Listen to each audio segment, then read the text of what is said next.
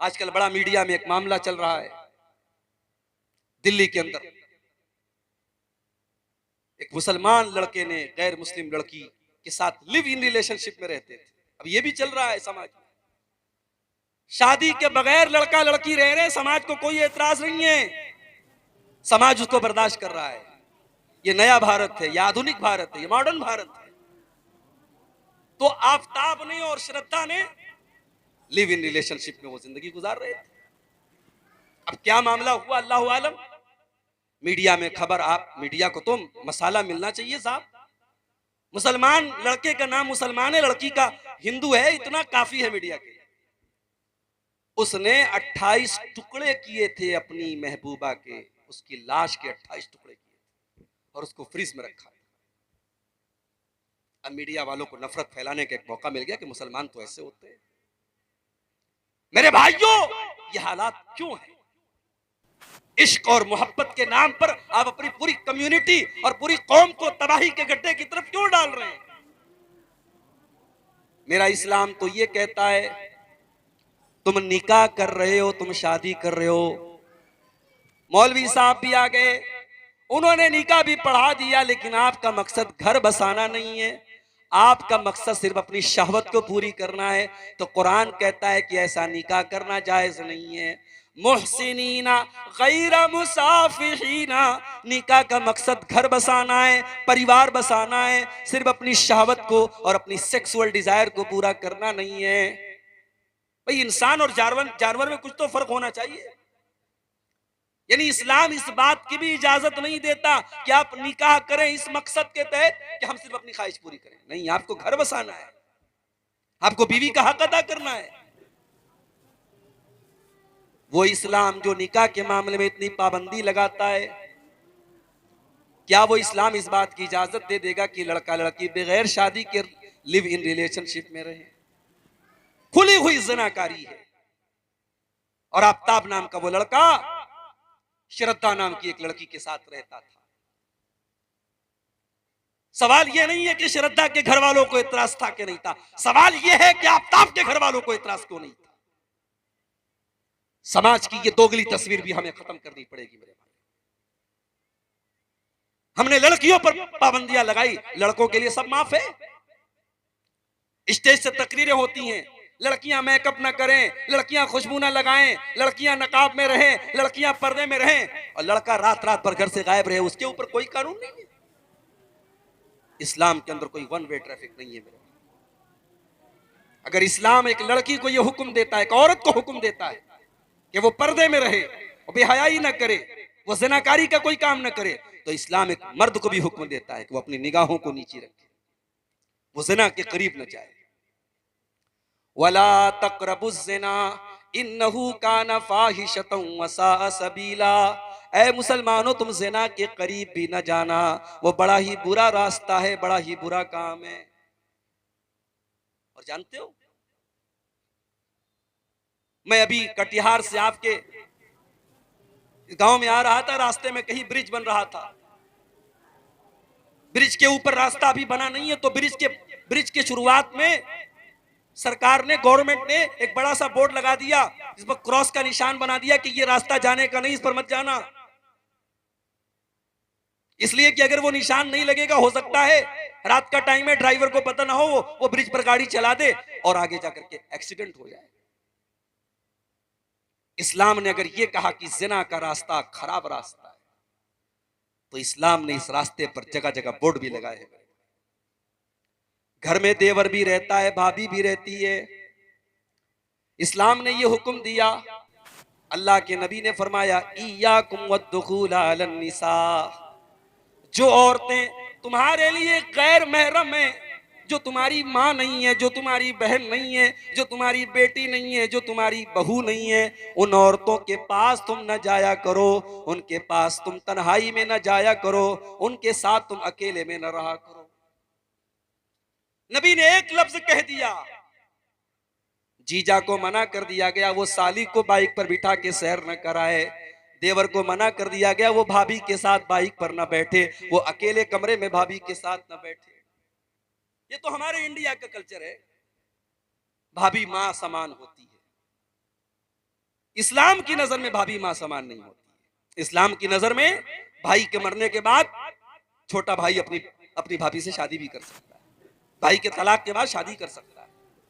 वो आपके लिए गैर महरम है, महरम नहीं है वो, आपके लिए पर्दा है। आपके लिमिट होनी चाहिए आपके और उसके बीच। इस्लाम ने जिनाकारी के रास्ते में मेरे भाइयों बड़े बड़े बोर्ड लगा दिए। खाला का लड़का और खाला की लड़की आपस में गैर महरम में, खाला की लड़की अपने खालाजाद भाई से लिमिट में रहे, हद में रहे, उससे पर्दा करे। फूफी की लड़की, चाचा की लड़की, बड़े अब्बू की लड़की, ये तमाम के तमाम रिश्ते गैर महरम है। आज हमारे समाज में इन रिश्तों को कोई गैर महरम नहीं समझता। घर में औरतें, चाचा का लड़का घर में आता है, औरतें उससे कोई पर्दा नहीं करती, आराम से उसके सामने जैसे चाहे वैसे बैठ जाती। इस्लाम ने यह कह करके बस नहीं कर दिया कि जिना के करीब मत जाओ। इस्लाम ने जिना के रास्ते में जहां जहां इंसान जिना के रास्ते पे जा सकता है, इस्लाम ने बड़े बड़े बोर्ड लगा दिए। आप हैरत करेंगे मेरे भाइयों, मेरी मां और बहन, अल्लाह ताला ने कुरान में यहां तक बताया कि औरत दुपट्टा कैसे पहनेगी। भाई कुरान अल्लाह की किताब है, कुरान अल्लाह की किताब है। इस किताब में अल्लाह ताला ने यहां तक हमको सिखाया है कि औरत दुपट्टा कैसे ओढ़ेगी घर के अंदर, अपने ससुर के सामने, अपने जेठ के सामने, अपने देवर के सामने, अपने भाई के सामने, अपने रिश्तेदारों के सामने वो दुपट्टा कैसे पहनेगी घर के अंदर। घर के बाहर तो नकाब में रहेगी। फरमाया वल यज़रिबना बिखुमुरिहिन्ना अला जुयूबिहिन्ना, ऐ मुसलमान औरतों, तुम अपने दुपट्टों को अपने सीने पर रखा करो। दुपट्टा कंधे पर रखने के लिए नहीं है, दुपट्टा गले में डालने के लिए नहीं है। अपने दुपट्टों को अपने सीने पर, अपने गरेबान पर रखो। ये नहीं कि चलो हमारा भाई तो है, हमारे ससुर हैं तो क्या हो गया। मुसलमान औरत का दुपट्टा उसके गरेबान पर होना चाहिए। यहां तक बताया अल्लाह ने कुरान में कि अगर एक औरत को किसी गैर महरम मर्द से अगर बात करने की जरूरत पड़ जाए तो बात कैसे करेगी। अल्लाह ने फरमाया कुरान के 22वें पारे में, फला तखज़ाना बिल क़ौली फ़यतमअल्लज़ी फ़ी क़ल्बिही मरज़ुन वक़ुल्ना क़ौलन मारूफ़ा। ऐ मुसलमान औरतों, जब तुम्हें किसी गैर मर्द से बात करने की नौबत आ जाए और बात करने की जरूरत पड़ जाए तो तुम अपनी आवाज में नरमी पैदा न करो, अपनी आवाज में लचक न पैदा करो, तुम अपनी आवाज में कड़क अंदाज पैदा करो, तुम सख्ती के साथ बात करो। सामने वाले को ये न लगे ये मुझको लाइन दे रही है, सामने वाले को ये न लगे कि ये मुझे सिग्नल दे रही है। सामने वाले की उम्मीदों को तोड़ दो, तुम सख्ती से बात करो, तुम नरमी से बात न करो। आजकल ये भी चल रहा है, फेसबुक वाली दीनी बहन, लड़की ने पोस्ट डाली, कोई कुरान की आयत लिखी, लड़कों की लाइन लग गई, माशाअल्लाह सुभान अल्लाह। क्या है साहब? अरे ये हमारी दीनी बहन है। अब ये दीनी बहन जो रहती है फिर वो फेसबुक के मैसेंजर पर आती है, फिर वहां पे चैटिंग होती है, फिर चैटिंग के बाद मुलाकात होती है। ये ज़िनाकारी तक पहुंचाने वाले रास्ते हैं मेरे प्यारे साथियों। इस्लाम ने इन रास्तों को बंद किया है। आपकी कोई दीनी वीनी बहन नहीं। वैसे तो सारे इंसान आपस में एक दूसरे के भाई हैं, सब आदम की औलाद है, सब हव्वा की औलाद है। आपकी बहन सिर्फ आपकी सगी बहन है जो आपकी माँ के पेट से पैदा हुई है, या आपकी रजाई बहन है जिसने आपके साथ दूध में जो शरीक हुई है। जिस औरत का दूध आपने पिया है उस लड़की ने भी पिया, वो आपकी बहन है और आपकी सगी बहन है। बाकी दुनिया में कोई बहन नहीं है आपकी। उससे आपको पर्दा, उस लड़की को आपसे पर्दा करना है और आपको उससे दूर रहना है। तो आफताब ने और श्रद्धा ने लिव इन रिलेशनशिप में वो जिंदगी गुजार रहे थे। अब क्या मामला हुआ अल्लाह आलम। मीडिया में खबर, आप मीडिया को तो मसाला मिलना चाहिए साहब। मुसलमान लड़के का नाम मुसलमान है, लड़की का हिंदू है, इतना काफी है मीडिया के। उसने 28 टुकड़े किए थे अपनी महबूबा के, उसकी लाश के 28 टुकड़े किए थे और उसको फ्रीज में रखा। अब मीडिया वालों को नफरत फैलाने का एक मौका मिल गया कि मुसलमान तो ऐसे होते हैं। मेरे भाइयों, ये हालात क्यों है? इश्क और मोहब्बत के नाम पर आप अपनी पूरी कम्युनिटी और पूरी कौम को तबाही के गड्ढे की तरफ क्यों डाल रहे हैं? इस्लाम में कोई इश्क नहीं है, इस्लाम में मोहब्बत है। और ये मोहब्बत भी कौन सी मोहब्बत है? जो निकाह के बाद होती है। इस्लाम में निकाह के बाद मोहब्बत होती है, मोहब्बत के बाद निकाह नहीं होता। इस्लाम में लव मैरिज नहीं। इस्लाम का ये तरीका ही नहीं है कि पहले लड़की को पसंद करो फिर निकाह करो। इस्लाम ये कहता है रिश्ता देखो, लड़की पसंद आ जाए निकाह करो, मोहब्बत करके निकाह करो। ये इस्लाम का कॉन्सेप्ट नहीं। इस्लाम में लव मैरिज नहीं।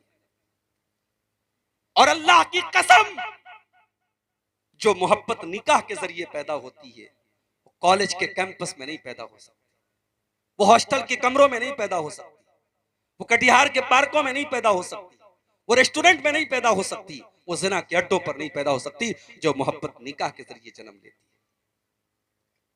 जानते हो निकाह वाली मोहब्बत कैसी होती है?